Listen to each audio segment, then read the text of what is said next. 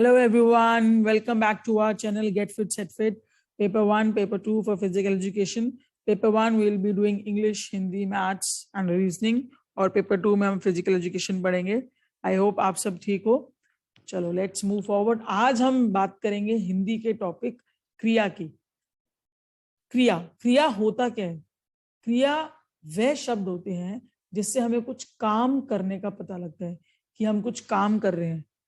वह शब्द जिनसे हमें किसी कार्य करने का पता लगता है, उन शब्दों को हम क्रिया कहते हैं.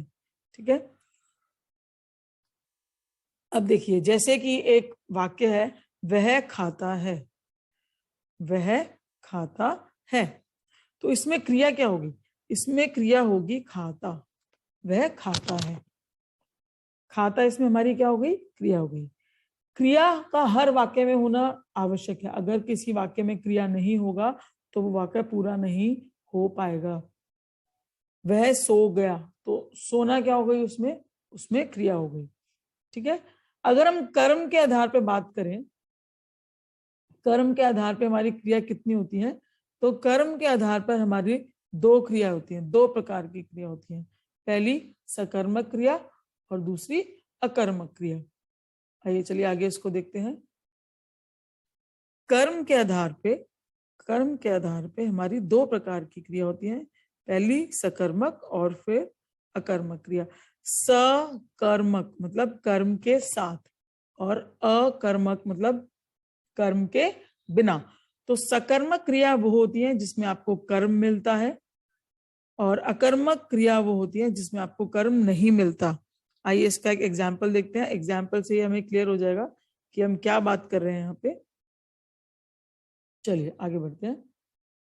सकर्मक और अकर्मक क्रिया. सबसे पहला एग्जाम्पल, मोहन पुस्तक पढ़ता है. तो इसमें कर्ता कौन हो गया? कर्ता मतलब क्या होता है? जो काम कर रहा है. तो मोहन काम कर रहा है, तो मोहन हो गया कर्ता. उसके बाद इसमें हमारा कार्य क्या हो गया? काम क्या कर रहा है? वो पढ़ रहा है ना.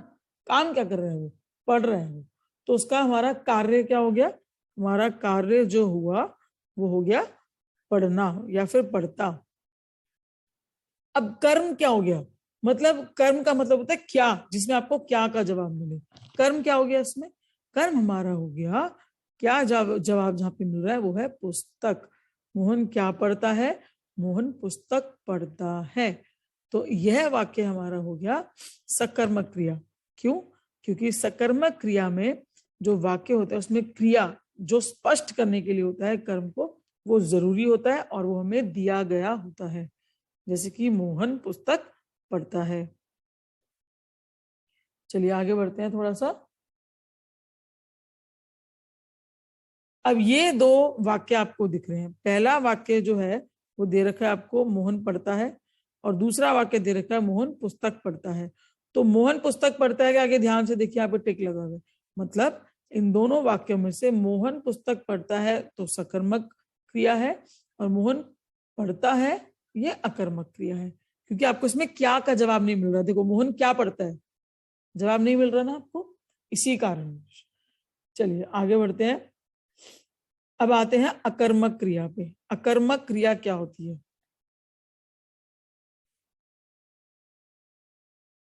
यस, अकर्मक क्रिया वाक्य में कर्ता भी हो कि किसने काम करा है, कार्य भी हो कि क्या काम करा है. मोहन पढ़ता है, करता है. कर्ता मतलब जिसने काम करा है वो कौन है? मोहन है. तो हम कह सकते हैं कि मोहन कर्ता हो गया.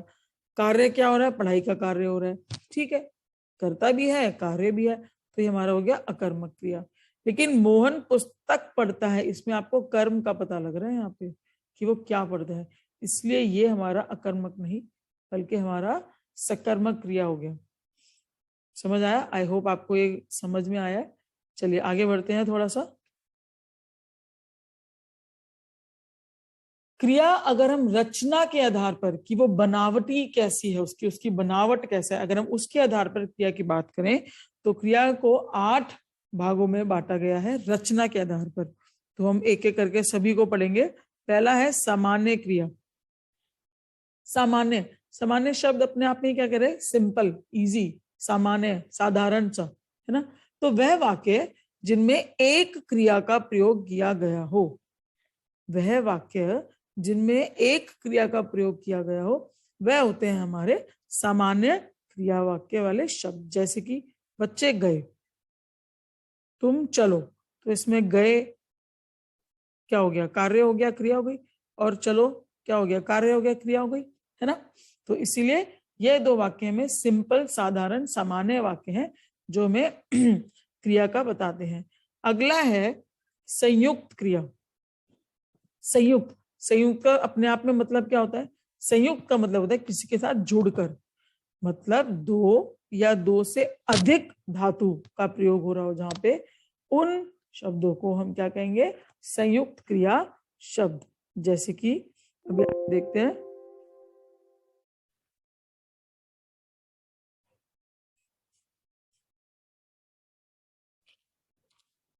संयुक्त क्रिया शब्द होते हैं जिसमें दो या दो से ज्यादा धातु का प्रयोग हो। जैसे कि वे चले गए, उसने पत्र पढ़ लिया। अब इस वाक्य में अगर आप ध्यान से देखें, वे चले गए, ठीक है, वे जो लोग थे जो भी थे वो चले गए, ठीक है। उसके बाद इन्होंने बोला कि उसने पत्र पढ़ लिया, तो यहाँ पे पढ़ना क्रिया हो गई, ठीक है। और यहाँ पे जा गए मतलब गए क्रिया हो गई, तो दो क्रिया हो गई। जिस वाक्य में दो या दो से अधिक हो, ठीक है, वह वाक्य होते हैं संयुक्त क्रिया वाक्य। चलिए आगे बढ़ते हैं। तीसरा है नाम धातु क्रिया।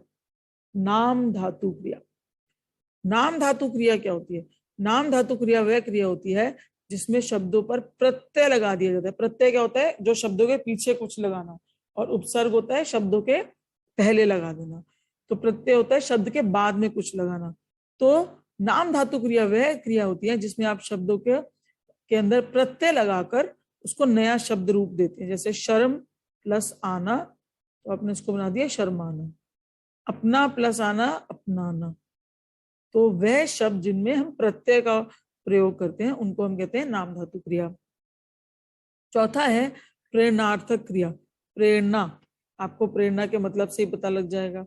किसी को प्रेरणा देना, किससे कार्य कराना, मतलब जो काम हम स्वयं ना करें पर किसी और से करवाएं, वह कार्य जिसमें हम किसी को प्रेरणा देते हैं, as a leader, as a motivator. तो इसमें आ गया जैसे मंगवाना, लिखवाना, पढ़वाना, जो कार्य हम किसी और से करवा रहे हैं वह सारे इसमें आ जाएंगे, ठीक है। चलिए आगे बढ़ते हैं थोड़ा सा। अगला है प्रेरणार्थक के बाद है पूर्वकालिक। पूर्वकालिक क्रिया। अब देखो, पूर्व मतलब पहले जो हो चुका है। अगर आप हिंदी शब्द में जाए, पूर्व मतलब पहले जो हो चुका है, कालिक मतलब पूर्व, भूतकाल, भविष्यकाल, वर्तमान काल, समय की बात हो रही है। तो वह शब्द जो हो चुका हो पहले से, जो चीजें पहले से हो चुकी हो, इसमें कर शब्द का इस्तेमाल किया जाए, जहां पर कर शब्द का इस्तेमाल किया जाए वह सारे आते हैं पूर्वकालिक क्रिया में। जैसे कि वह पढ़ कर चले गए, मैं खा कर आऊंगा, मैं गा कर सोऊंगा। तो कर शब्द का प्रयोग किया जाता है पूर्वकालिक क्रिया में। छठा है असमापिक क्रिया। अब देखो, असमापिक मतलब जो समाप्त नहीं हुई हो। असमापिक क्रिया, वाक्य में क्रिया का अंत ना हुआ हो। जिन वाक्यों में क्रिया का अंत अभी तक ना हुआ हो उन वाक्यों में आता है असमापिक क्रिया। जैसे कि उदाहरण के तौर पर अगर हम इसको देखें, हमारा उदाहरण यहाँ पे है मैं पढ़ाते पढ़ाते थकता नहीं। तो यहाँ पे जो हमारी क्रिया है ये बता रही है कि अभी तक मैं थका नहीं हूं। मैं पढ़ाते पढ़ाते थकता नहीं मतलब मैं अभी तक थका नहीं हूं। असमापिक। अगला है बहता हुआ पानी अच्छा लगता है। जो पानी बह रहा है, जो पानी बहता रहता है वो अच्छा लगता है, मतलब वो रुकता थोड़ी है, वो समाप्त थोड़ी हो गया पानी बहना, अभी पानी अभी तक बह ही रहा है। तो बहता हुआ पानी अच्छा लगता है। यह हमारे उदाहरण है असमापिक क्रिया के। चलिए आगे बढ़ते हैं, अगला वाला देखते हैं 7वां नंबर का, तत्कालिक क्रिया। बहुत ही इजी, बहुत ही सुंदर। तत्कालिक क्रिया। तत्काल क्या होता है, तत्काल में ट्रेन की टिकट बुक कराते हो ना, मतलब कि जो आपको तुरंत चाहिए हो, तुरंत तुरंत समाप्त हुई हो या फिर तुरंत कुछ काम हो, अर्जेंट, जिसको हम बोलते हैं। तो इसमें आता है जो तुरंत जस्ट अभी अभी समाप्त हुई वाली घटना हो या फिर क्रिया हो। जैसे मैं खाना खाते ही मंदिर चला गया, या फिर खाना खाते ही राम चला गया। ठीक है, तो खाना खाते ही, इस ही शब्द ने हमें बताया कि ये अभी अभी समाप्त होने वाली घटना है। मेरे निकलते ही वह आ गए, जैसे ही मैं निकला तुरंत वह आ गए। तुरंत, देखो तुरंत शब्द का प्रयोग हो रहा है ना इसको समझने के लिए। तो ये होते हैं तात्कालिक क्रिया। अगला देखते हैं अनुकरणात्मक क्रिया। अगला है अनुकरणात्मक क्रिया। इसमें क्या होता है, वाक्य में दो शब्दों को जोड़कर लिखा जाता है। अनुकरणात्मक क्रिया में वाक्य में दो शब्दों को जोड़ के लिखा जाता है। जैसे कि बड़बड़, बड़बड़ाना, हिन हिन, हिनाना।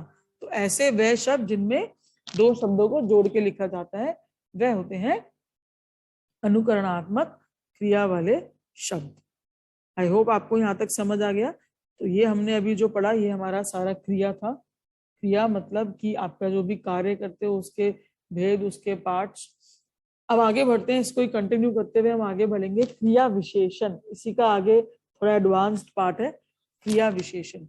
देखो क्रिया विशेषण की बात करें बच्चे तो क्रिया विशेषण चार भागों में डिवाइडेड है। पहला है उसका स्थानवाचक, दूसरा कालवाचक, तीसरा रीतिवाचक और चौथा है परिमाणवाचक। स्थानवाचक जो हमारे क्रिया विशेषण है उसमें स्थान, नाम क्या कह रहा है स्थान, तो उसमें हमें स्थान का पता लगता है। जैसे कि यहाँ आ जाओ, वहां बैठ जाओ, पास में रख दो, दूर चले जाओ। तो यह शब्द हमें स्थान का बोध कराते हैं। अगला है कालवाचक। काल मतलब क्या होता है, समय या फिर वक्त।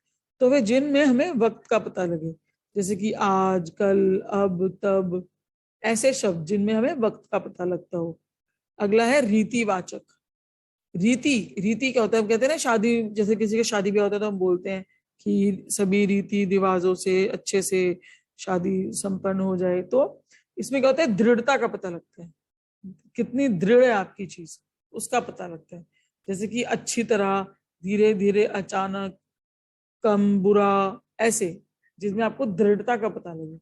अगला है परिमाणवाचक। बहुत सिंपल, परिमाण का मतलब क्या होता है, परिमाण लगाना मतलब अनुमान लगाना, कि आप एक अनुमान लगाते हो किसी चीज का, आप किसी चीज की मात्रा का बोध करते हो। जैसे कि जरा थोड़ा पानी ला दो। अब वो थोड़ा पानी कितना पानी, आधा भी हो सकता है ग्लास भर के, या फिर पूरा ग्लास भर के भी हो सकता है, या फिर आधे से कम भी। कुछ खाने को दे दो, तो अब वो कुछ कुछ भी हो सकता है, मिठाई हो सकती है, नमकीन हो सकती है, बिस्किट होता है, कुछ भी हो सकता है वो, है ना। तो आप उसमें अनुमान लगाओगे बेसिकली कि वो कुछ क्या है। आई होप आपको समझ आया होगा यहाँ तक क्रिया और क्रिया विशेषण।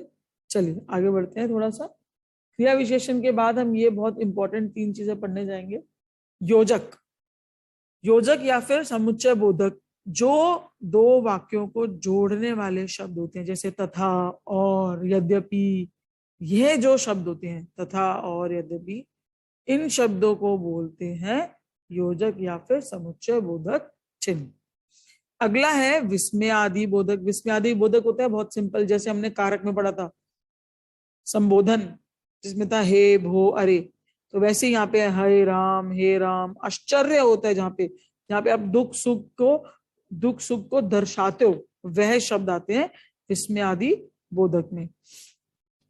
उसके बाद है संबंध बोधक। संबंध का मतलब क्या होता है, जब आपका किसी से किसी के रिलेशन संबंध या फिर कोई जोड़ बनाया जाए, तो वाक्य में एक, जैसे संज्ञा का वाक्य है, जो शब्द हमें दे रखा है वाक्य में, उसका दूसरे संज्ञा से संबंध बनाया जाता है। उसका क्या किया जाता है, उसका दूसरी संज्ञा से संबंध बनाया जाता है।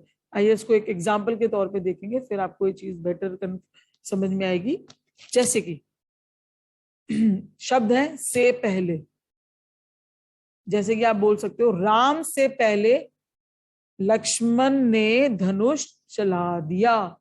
तो इसमें राम और लक्ष्मण जो दो संज्ञा थे उनमें संबंध लगाया गया से पहले शब्द जोड़ के, कि राम से पहले लक्ष्मण ने धनुष चला दिया। ठीक है। अब ऐसे बोल सकते हैं, जैसे अगला एक एग्जांपल हम एक और दे सकते हैं, की और वाला एग्जांपल लेते हैं। इसका एग्जांपल लेते हैं, सीता ताजमहल की ओर गई है। तो इसमें क्या हो गया, सीता और ताजमहल का एक संबंध बना दिया गया। तो वाक्य में जो पहली संज्ञा है उसका वाक्य में दूसरी संज्ञा से संबंध बनाया जाता है, वो होता है संबंध बोधक। आई होप आपको ये समझ आया होगा। और ये आज के लिए हमारी वीडियो थी जिसमें आपने क्रिया, क्रिया विशेषण और बोधक पढ़े। बहुत इजी, बहुत अच्छा टॉपिक है। आई होप आपको वीडियो पसंद आई होगी। अगर आपको वीडियो पसंद आई है तो लाइक कीजिएगा, हमारे channel get fit set fit को सब्सक्राइब कीजिएगा, बेल आइकन प्रेस कीजिए और मैक्सिमम इसको शेयर कीजिएगा, because I know that when you people dream, you have a big, very big dream. So make sure that you people do so much, so good for you all and achieve your dream. Do get your jobs. Okay, so for bye everyone, take care.